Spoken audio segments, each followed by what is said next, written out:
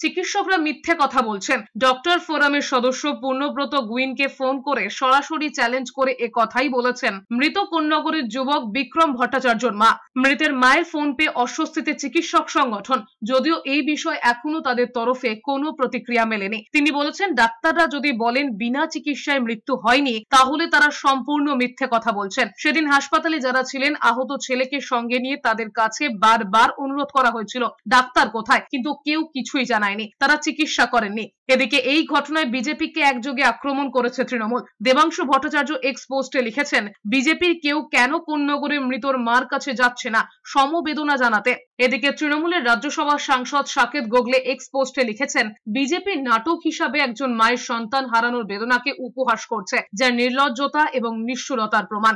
একইভাবে তৃণমূলের তরফে এক্স পোস্টে লেখা হয়েছে, একের পর এক ট্র্যাজেডি চিকিৎসকদের দায়িত্ব থেকে বিরত থাকার মানসিক মূল্য বাড়াচ্ছে। এই সময় হুগলির হরিপালের এক ব্যক্তি তার নিদারুণ প্রয়োজনীয় চিকিৎসা প্রত্যাখ্যান করায় প্রাণ হারিয়েছেন। কোন্নগরের বাসিন্দা ছিলেন বিক্রম ভট্টাচার্য। 28 বছরের যুবকের মৃত্যু হয়েছে বিনা চিকিৎসায়। অভিযোগ উঠেছিল এমনই। এ নিয়ে জল গড়িয়েছে অভিষেক বন্দ্যোপাধ্যায় পর্যন্ত।